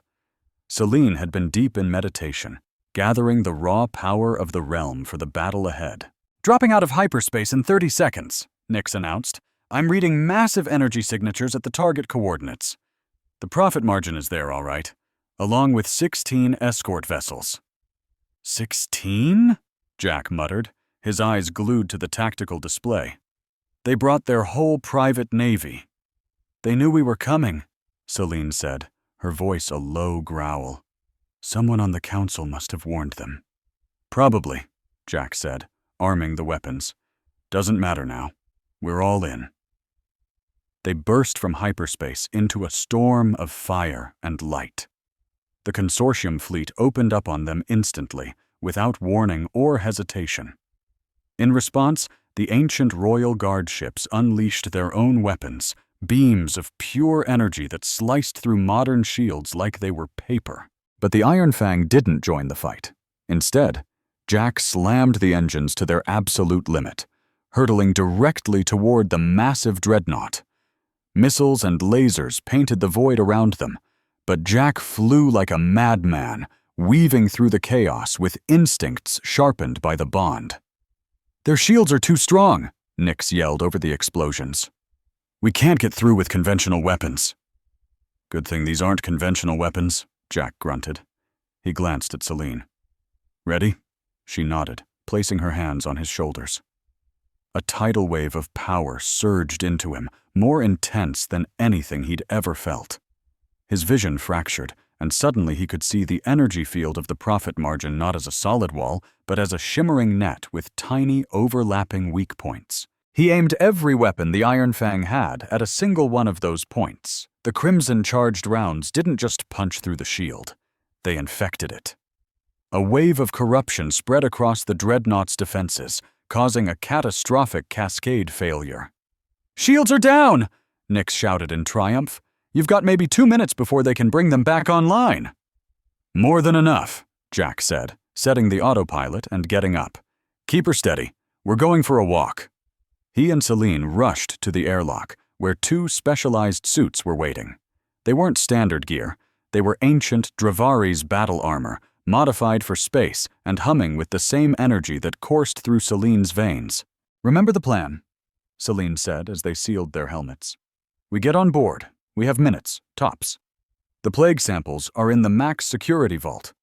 The reactor is 3 decks below. You get the samples, I'll blow the reactor. And try not to die. Sounds simple enough, Jack quipped. She pulled him close for a moment, and they were no longer an empress and her champion, just 2 people facing impossible odds. Whatever happens, she said, her voice soft in his helmet, I want you to know. I didn't choose you by chance. I spent decades searching for someone like you, someone strong enough to share this burden, brave enough to face the darkness, and human enough to keep me from becoming a monster. Jack gave her a crooked smile. Save the goodbye speech for after we win. They launched themselves from the Iron Fang. 2 tiny figures streaking across the void toward the wounded giant. The ship's defenses couldn't even see them. The point defense lasers scrambled to find a target, but the 2 figures were too small, too fast. Their movements far beyond what any targeting computer was programmed to predict. They slammed against the hull with a heavy thud, their magnetic boots locking them down. Jack immediately fired up a plasma cutter and started carving through an access hatch. Beside him, Celine stood guard, casually swatting away the few stray laser blasts that got a little too close. Inside the corporate dreadnought, the profit margin, it was pure chaos. Alarms screamed, armored soldiers sprinted down corridors, and a frantic voice on the intercom was yelling something about a security breach. But Jack and Celine moved like whispers in a storm, their enhanced speed allowing them to slip past most of the patrols. And when a fight was unavoidable, it was over before the consortium soldiers even knew what hit them. They found the vault on Deck 9. It was a monster, shielded by shimmering energy fields and guarded by 24 mercenaries decked out in full power armor. Jack was already prepping for a full frontal assault, but Celine put a hand on his arm. "Wait," she whispered, a strange glint in her eye. She placed her palm flat against the corridor wall. For a second, nothing happened. Then the lights flickered. The emergency lighting kicked in. And then the artificial gravity shut off completely. The mercenaries, suddenly weightless and completely disoriented, became easy pickings. Jack and Celine tore through them like a hurricane, leaving a trail of unconscious bodies drifting silently in the zero-gravity hallway. The vault door itself was a marvel of security engineering, but it had one tiny flaw. It was designed to keep people out, not to stop someone from rewriting its internal systems with an ancient energy that was millions of years older than the lock itself. Celine simply touched the door, and it slid open. The sight inside was horrifying. Thousands upon thousands of vials, each one holding a designer plague capable of wiping out the entire Dravaris population of a planet. And right in the center, a master sample, a writhing, pulsating mass of engineered bacteria that looked sickeningly alive. "Monsters!" Celine choked out, her voice thick with a mix of fury and heartbreak. "Save it for later," Jack said, his voice grim as he began planting explosive charges. While he worked, Celine used her power to corrupt the samples, turning the deadly plague into harmless, inert sludge. "We've got company," Jack warned. Through their bond, he could feel them closing in, the last of the assassins from something called the Silence Protocol. These weren't just soldiers, they were artists, and death was their canvas. "Go," Celine said, finishing with the last of the vials. "Set the reactor charges. I'll hold them off."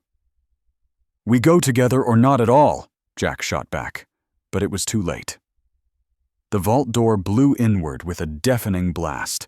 The assassins poured in like liquid shadows, each one moving with an inhuman, terrifying grace. Jack opened fire, his enhanced reflexes barely allowing him to track their impossible speed. But there were just too many. Celine stepped forward, and the room's temperature dropped so fast that frost bloomed across the walls. The very air seemed to turn to crystal. She moved through the assassins like a force of nature, not even fighting them so much as unmaking them, ripping the life energy from their bodies and leaving frozen, empty husks behind.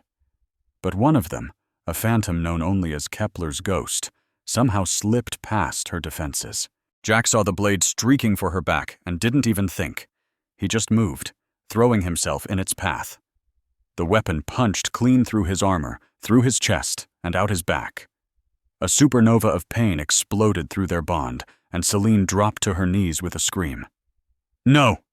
She spun around, grabbing the ghost by the throat and unleashing a torrent of raw power that vaporized the assassin on the spot. Jack collapsed in a heap, blood pooling fast beneath him. He could feel how bad the wound was. Even his advanced healing couldn't fix this one. "Go!" he gasped, forcing the detonator into her hand. "Set the charges. Finish the mission." "Not without you," she sobbed, pressing her hands against his chest as her power flooded into him. But it wasn't working. The blade had been coated with a poison engineered specifically to stop regeneration. "Celine, please," he begged. She leaned down and kissed him. And through that kiss, she poured everything she was into him. Not just her power, but her life force. Years of her own long life flowed into his body, a tidal wave of ancient energy. The wound started to close, the poison sizzling away into nothing. When she finally pulled back, she looked older. Not elderly, but worn, as if she'd aged 50 years in 50 seconds. "What did you do?" he whispered. "What I had to." She helped him to his feet, and together they staggered to the reactor room. Placing the charges was the easy part. Their friend Rex had planned every detail. They set the timer for 5 minutes and started running. But the consortium had one last card to play. The entire board of directors was waiting for them in the main hangar bay. 12 of the richest, most powerful beings in the galaxy, all holding weapons that cost more than most small planets. Empress Selene, the chairman, a Krellian with gold-plated scales, said with a sneer, "You've cost us a considerable amount of profit today." "You tried to commit genocide," Selene shot back, her voice ringing with authority despite her exhaustion. "You declared war on my people." "Your people are obsolete," the chairman scoffed. "Relics of a forgotten era. The galaxy belongs to commerce now, not to ancient bloodlines and mystical nonsense." "Then you've learned nothing from history." Jack glanced at the timer on his wrist. 3 minutes. "The old empires fell because they forgot that power without purpose is just noise. We've built our empire on greed, and it's worked out wonderfully," the chairman gloated, raising his weapon. "Goodbye, Your Majesty." The board opened fire all at once. A dozen different exotic energy beams converged on their location. But Jack and Selene weren't entirely there anymore. They were existing halfway in the Crimson Realm, a place between places, and the weapons passed right through them as if they were ghosts. "Impossible," the chairman gasped. "No," Selene said, her form solidifying just long enough for her to place a hand on his chest. "Just very, very old." The chairman crumbled into a pile of fine dust. The other board members panicked and tried to run, but Jack was already on them, a stolen monomolecular blade singing through the air. His enhanced speed, his impossible strength, and the burning rage of a man who had seen too much death, all combined into a perfect, terrible storm of violence. When he was finished, the board of directors was history, and the profit margin had less than a minute left before it turned into the galaxy's most expensive firework. Jack and Selene sprinted for their ship, the Iron Fang, which their pilot Nix had cleverly parked right outside the hangar. They launched just as the charges went off. The Dreadnought's reactor went critical, creating an explosion that for a brief moment outshone the nearby star. The consortium fleet, now completely leaderless and facing the sudden, furious arrival of the Royal Guard, surrendered almost immediately. Back on the Crown World, in a pristine medical bay, Jack was recovering while Selene sat by his bed, holding his hand. The wound was gone, but the price had been steep. Through their bond, he could feel the weight of the years she had given him. He could feel the sacrifice she'd made. "You didn't have to do that," he said softly. "Yes, I did," she replied, squeezing his hand. "What good is living for thousands of years if the people you care about aren't there with you?" Just then, Thrace, her security chief, walked in. "The council is in an uproar," she reported. "Half of them want to censure you for acting without their approval. The other half want to build statues of you for stopping the plague." "Let them argue," Selene said with a tired sigh. "It's what councils do. In the meantime, we've sent a clear message to anyone else who might get any bright ideas." "What message is that?" Jack asked. Selene smiled, and it was the dangerous, hungry smile of a predator that had just remembered how to hunt. "That the new Galactic Empress isn't just a figurehead," she said. "That she has teeth. And that she has a human consort who's just crazy enough to fly a souped-up Corvette into the hangar bay of a corporate dreadnought." "Hey, it was a good plan," Jack protested. "It was completely insane," Thrace countered. "Brilliant, and it worked, but totally insane." "The best plans usually are," a voice chirped from a nearby speaker. It was Nix. "By the way, Captain, I've put together a list of necessary repairs for the ship. It's long. Turns out flying through a dreadnought's defense grid is bad for the hull." "Add whatever you need to the list," Selene commanded. "The Iron Fang is now officially the Empress's personal transport. It needs to be ready for anything." "Anything?" Jack raised an eyebrow. "Are you planning more suicide missions?" "No, but the galaxy is a huge place, and there are a lot of problems that need fixing. Wars to stop, peace treaties to broker. and probably a lot more people who will try to kill us." She looked at him, her ancient eyes filled with a wisdom that had seen empires rise and fall, but still somehow held on to hope. "Still want the job?" Jack thought about his old life, about drinking himself into an early grave in some forgotten dive bar. Then he thought about the last few days, the fear, the pain, the impossible odds, but also the sense of purpose, the connection, the feeling that for the first time, he was part of something that mattered. "Wouldn't miss it for the world," he said with a grin. "Or for any other world, for that matter." Outside the window, the twin moons of the Crown World continued their slow, eternal dance across the sky. And across the galaxy, the word was starting to spread. A new order had arrived, one backed by ancient power and stubborn human grit, ready to reshape the cosmos, whether it was ready or not. 6 months had passed since the consortium's spectacular fall. Jack Mercer stood on the observation deck of the newly refurbished Iron Fang, watching as Earth grew larger in the viewport. The blue and green marble of his homeworld looked exactly the same, but he knew that everything about him had changed. "Nervous?" Celine asked, appearing beside him with that silent grace that always managed to sneak up on him. "About going back to Earth as the consort to the Galactic Empress? Nah, not at all," he said sarcastically. "I'm sure the Earth Defense Force will be absolutely thrilled to see the Butcher of Mars walking into the planetary capital with alien royalty on his arm. You'd think saving the entire galaxy would earn you a peaceful retirement, but you'd be wrong." Jack was living proof. "They gave you a full pardon, you know," Celine gently reminded him. "Total exoneration for everything you did in the war. They even recognized your service to galactic peace. The President of Earth signed the papers himself." Jack just stared out the viewport. "Politicians will sign anything if the Galactic Empress asks them to." He wouldn't turn to face her. "How's the shoulder?" she asked, rolling her own as if testing it. The attack yesterday was way too close for comfort, a nanoblade that could slip right through her defenses. If Jack hadn't felt it through their bond and yanked her out of the way at the last possible second, this would be a very different conversation. "Healed," she said, marveling at the perks of her alien physiology. She watched him for a moment, her crimson eyes seeing more than he wanted. "You're brooding again." "I don't brood." "Jack, you are literally standing alone in the dark, staring at your home planet with the weight of the universe on your shoulders." "That's not brooding," he shot back, a hint of a smile in his voice. "It's called being atmospheric." She let out a laugh, and he felt the tension in his shoulders finally release.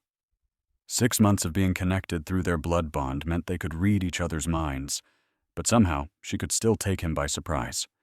Just then, Captain Nix's voice crackled over the comm.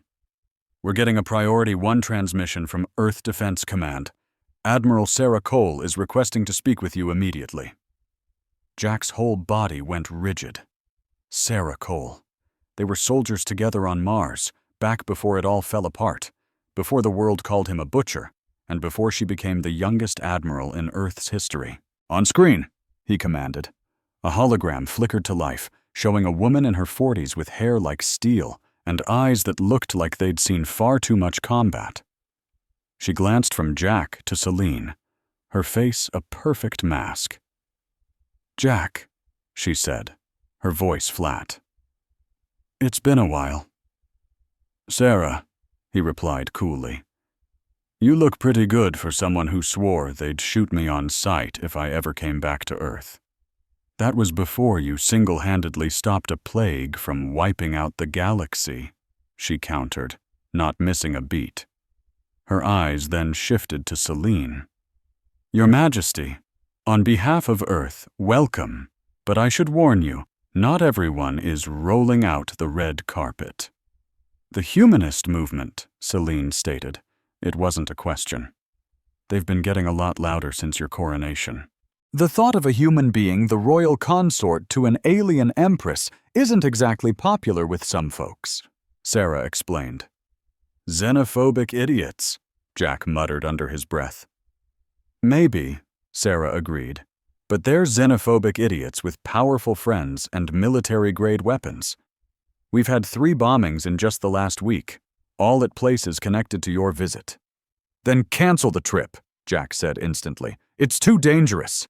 No, Celine's voice was calm, but carried the undeniable weight of an empress. If we cancel, we're letting them win. The message that would send, that the Empress can be scared off by a few terrorists, would undo everything we've worked for. Sarah gave a slight nod of approval. My thoughts exactly. We've arranged for maximum security for your arrival. The whole planetary defense grid is on the highest alert. That's what I'm afraid of, Jack shot back. Sarah, your maximum security didn't stop someone from almost taking Celine out on Corona Station yesterday. Sarah leaned in, her eyes sharp. That wasn't in any of the reports. We kept it under wraps, Celine explained. The assassin was using tech we've never encountered. Weapons that can phase right through standard shields and body armor. If they have more of those on Earth, we have to be prepared. Sarah's fingers flew across a console I couldn't see. I'm sending you our intel files on the humanist movement. Jack, I could really use your eyes on this. You were always disturbingly good at thinking like the bad guys. The files flashed onto Jack's personal display. He scanned through them, his enhanced mind processing the data at an insane speed. He saw their command structure, known members, weapon stashes, and financial backers. Stop, he said suddenly. Go back to the financials. Sarah highlighted the section. It's all anonymous donations, funneled through 16 different shell corporations. We haven't been able to find the original source. That's because you're digging in the wrong place, Jack said, pulling up his own files, stolen data from the consortium he'd been picking apart for months. These shell companies, they were all fronts for the consortium. Someone is using the dead board's money to pay for all this. But the board is gone, Sarah protested. You took care of them yourself. The board is gone, Celine said softly, the horrible realization dawning in her voice. But their children aren't. A cold dread washed over Jack. The heirs. They knew a few of them had escaped when their home world was destroyed. If they've teamed up, Sarah finished, her voice grim, then your visit to Earth isn't just a political risk. It's bait. They're trying to lure you into a trap. Good, Celine said, and both Jack and Sarah just stared at her. Let them try. I'd rather face them now on our terms than spend the rest of our lives wondering when they'll strike. Your Majesty, Sarah started, choosing her words carefully. Earth is home to 15 billion people. If a full-blown battle starts in our capital, there won't be a battle, Celine interrupted. There will be a statement. Jack, what's our ETA to Earth? 6 hours at our current speed. Perfect, she smiled. Admiral Cole, I need you to do something for me. I need you to announce that we're arriving early, in 2 hours. Put it on every news feed, every public channel. I want everyone to know. That's crazy, Jack argued. You're giving them less time to set up, but you're giving us less time to prepare, too. He trailed off as he saw the look in her eyes. You want to rush them? Make them sloppy? I want them to be overconfident, Celine corrected. They think they know me, the ancient, stuffy vampire empress who lives by rules and tradition. They're not expecting a street fight. Jack started to grin. One that's dirty, brutal, and has no rules. Sarah looked back and forth between them. You're both out of your minds, but it just might work. I'll make the announcement, Sarah said. And Jack, welcome home. The hologram vanished, and Jack immediately went to work. He started pulling out weapons he'd been saving for a rainy day. A plasma rifle supercharged with Crimson Realm energy cells, grenades that could partially phase through solid objects, and a strange device Rex had built just before he died, simply labeled, Last Resort. Expecting trouble? Celine asked from the doorway. I'm expecting a war, Jack replied, strapping on his armor, the familiar weight a strange comfort. The consortium's kids aren't just spoiled brats playing revolutionary. They were raised from birth to rule the galaxy with money and muscle. They've had 6 months to get ready for this, he said. And we've had 6 months to get ready for them, Celine countered. She walked over and touched his cheek, and he felt their bond hum between them. Whatever is waiting for us down there, we handle it together. Always, Jack agreed. Then he frowned. But maybe you should change out of the royal robes. I'm thinking armor. A lot of armor. I had something else in mind, she replied. Celine's form shimmered, and in a blink the robes were gone, replaced by a combat suit that looked like it was woven from living shadows, constantly shifting and reforming. A little gift from the Crimson Realm. It exists partially outside of normal space, so most weapons should just pass right through it. Most? Well, she admitted, if someone happens to have that phase-shifting tech? Right. So we're both prime targets. Fantastic. They dropped out of hyperspace ahead of schedule, using the Iron Fang's stealth systems to approach Earth like a ghost.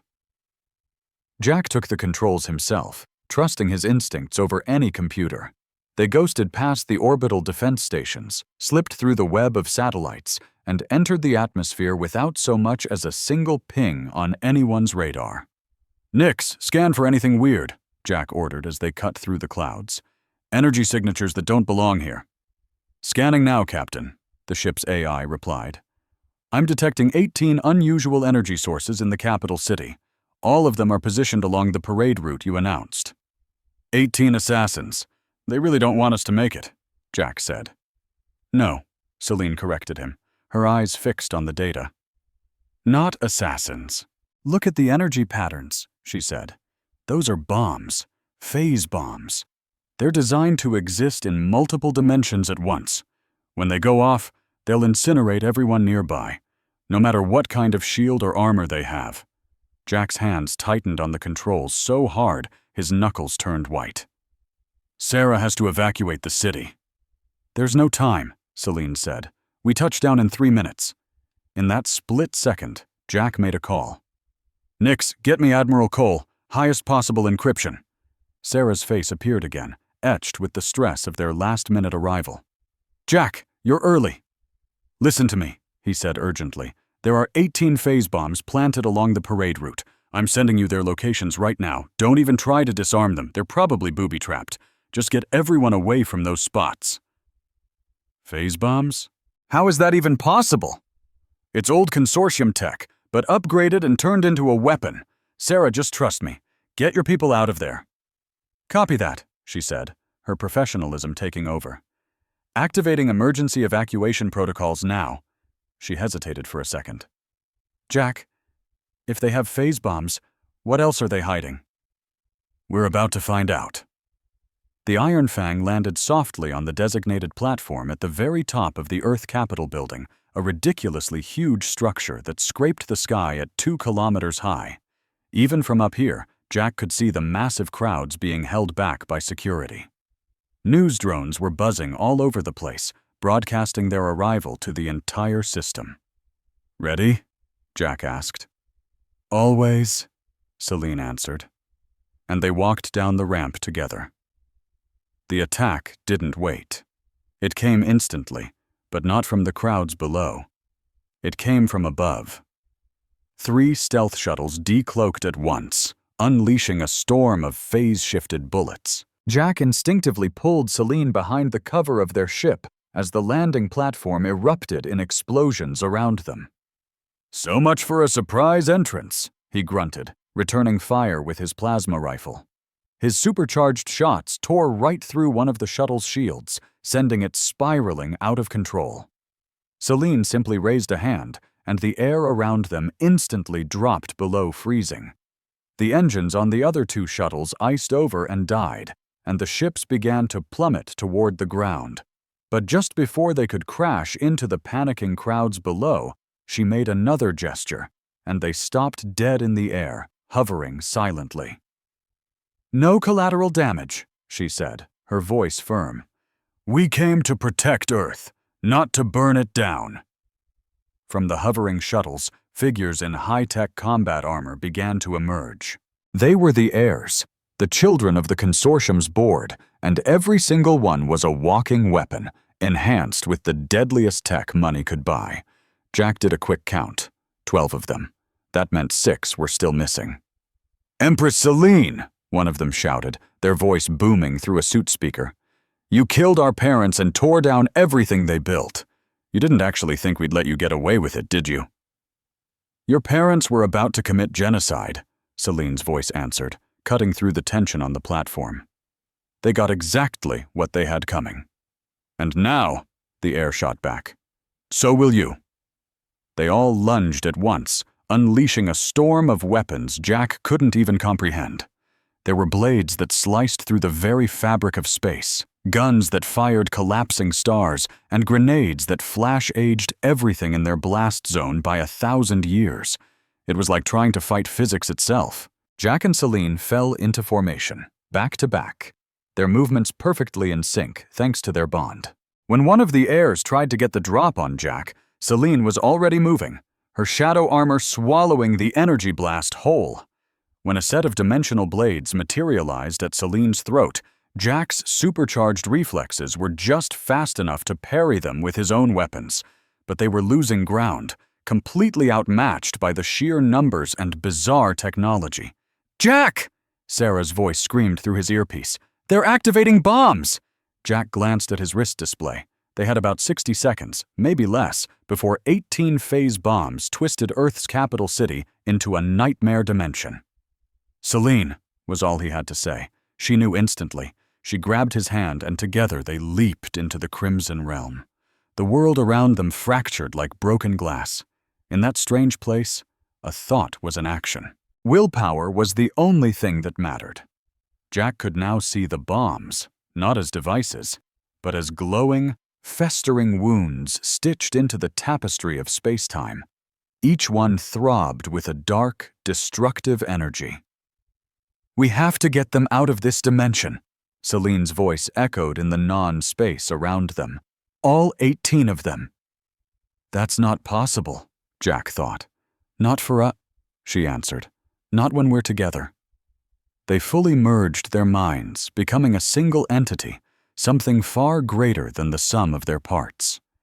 Jack's humanity was the anchor that kept them tied to the physical world, while Selene's Dravaris heritage gave them the power to bend the Crimson Realm to their will.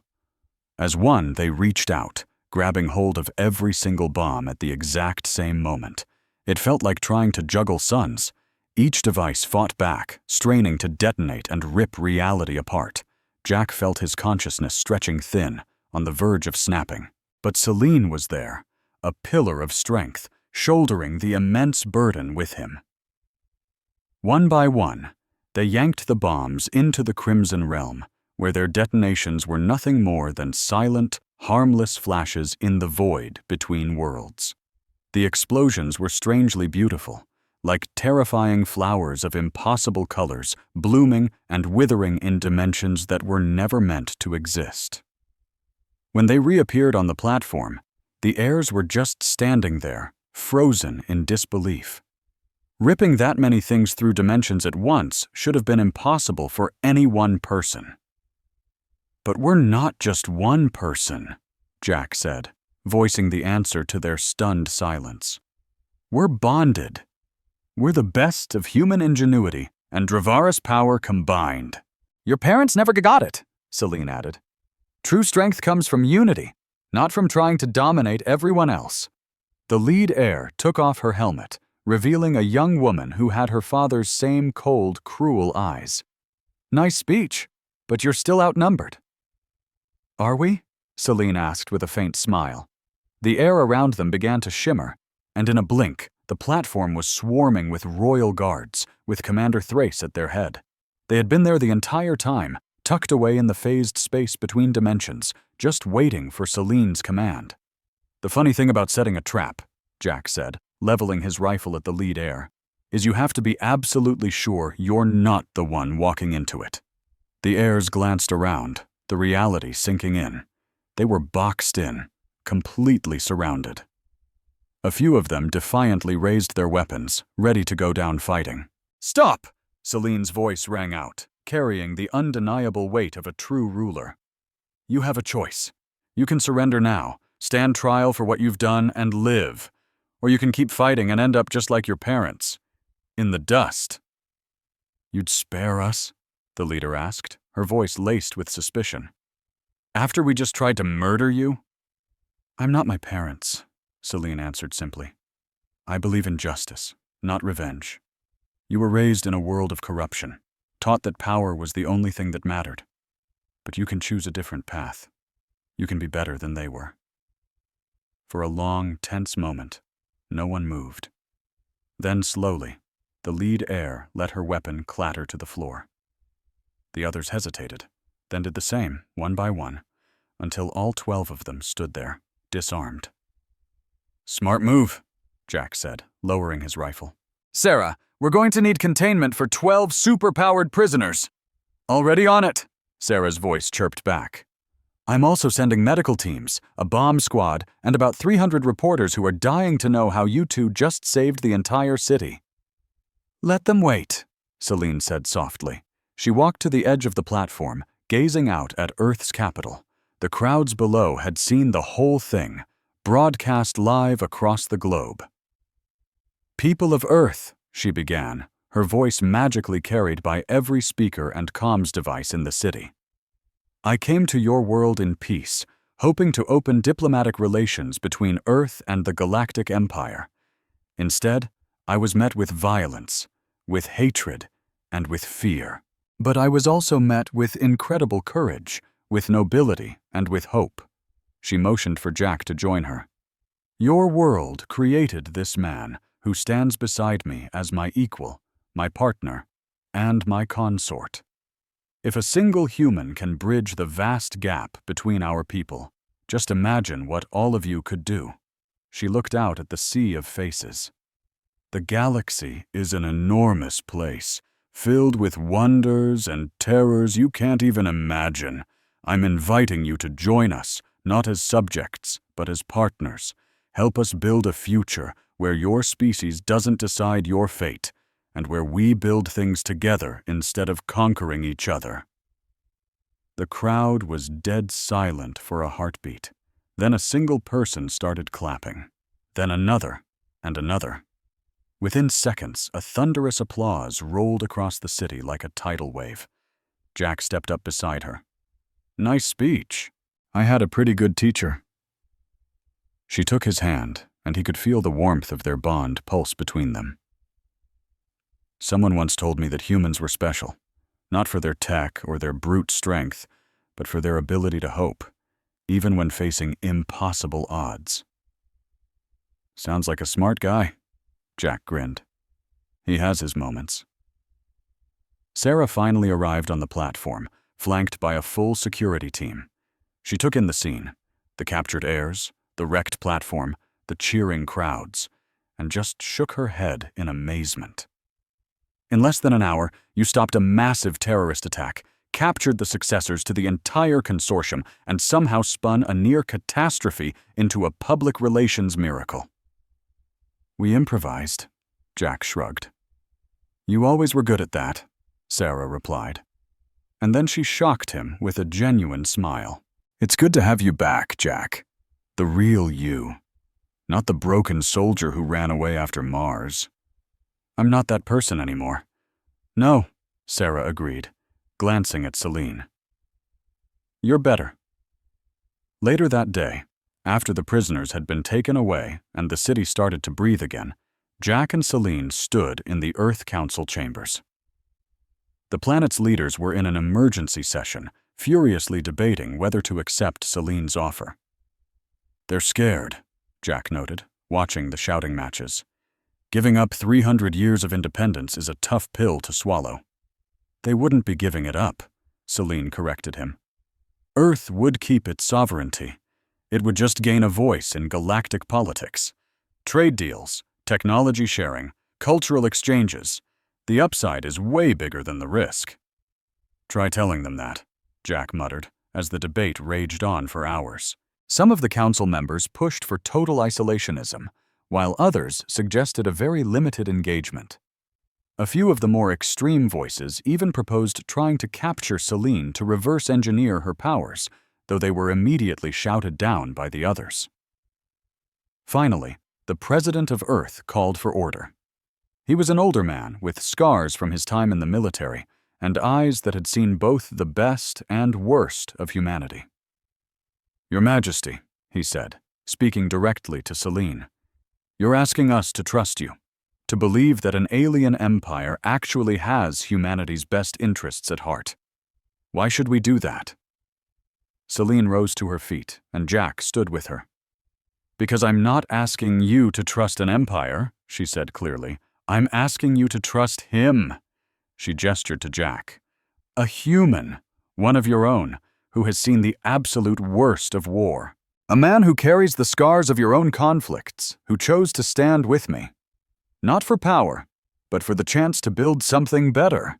If you can't bring yourself to trust my words, then trust his." Every eye in the room turned to Jack. He could feel the crushing weight of the moment, not just for Earth, but for the future of human-alien relations everywhere. 20 years ago, he began, his voice quiet but steady, "I did terrible things, all in the name of humanity. I let myself become a monster because I thought it was the only way to protect Earth. I was wrong. All violence does is create more violence. All fear does is create more fear. But working with Celine, I've seen what's possible when we stop fighting and start cooperating. I've watched old enemies become trusted allies. I've seen ancient hatreds melt away when faced with a common goal." He paused, looking each council member in the eye. "Earth is standing at a crossroads. You can choose to hide, to isolate yourselves, and I promise you, the galaxy will eventually leave you behind. Or you can choose partnership and help us all shape the future of civilization. I know which path I'm on. The only question is, which one will you choose?" The vote was tight, a lot closer than Jack would have liked, but in the end, Earth chose partnership. The treaty was signed that very evening, making Earth an autonomous member of the Galactic Empire, with a full seat on the Council of Worlds. As they got ready to leave, Jack stood on the Iron Fang's observation deck, taking one last look at his home. It looked exactly the same as when they had arrived, but down on the surface, everything had changed forever. "Any regrets?" Celine asked, coming to stand beside him. "No," Jack said, and he meant it. "For the first time in 20 years, I feel like I actually did something to help my world, instead of just fighting its wars." "This is just the beginning, you know," Celine reminded him. "The last remnants of the consortium are still out there. Other systems are watching us, waiting to see if this partnership with Earth fails. And there are threats in the dark we haven't even found yet." "I know." Jack turned from the window to face her. "But whatever comes next, we'll handle it together." She smiled, and they bumped fists. It was a gesture that had started by accident, had become a symbol of their bond, and was now their own private signal. "Together," she agreed. The Iron Fang leaped into hyperspace, carrying the Galactic Empress and her human consort off to their next great adventure. And so, Earth continued its silent spin, oblivious to how its fate had been rewritten in some backwater tavern across the galaxy, all because a down-and-out soldier shared a fist bump with a vampiric alien and set history on a brand-new course. Down in the med bay, a new message pinged on Jack's private datapad, locked down with top-tier military encryption. It was from Sarah. The text was short and to the point. "Jack, our intel says the 6 runaway heirs have made a break for the Outer Rim. They're rounding up support, and it looks like they're cooking up something much worse than simple payback. Watch your back. Oh, and thank you. You proved to all of us that humans and aliens don't have to just be allies. We can be a family." Jack wiped the message and made for the bridge, where Celine was already charting a course straight into the hornet's nest. This job was far from finished. Hell, it might never truly be done, but for the first time since the disaster on Mars, Jack felt a sense of peace with that. He had a reason to fight, he had someone to fight alongside, and he had a whole galaxy of trouble just waiting for them. "You ready to go do the impossible again?" Celine asked with a knowing smile as he dropped into the pilot's seat. "Always," Jack shot back, jamming the throttle forward and launching them like a bullet toward the unknown horizon.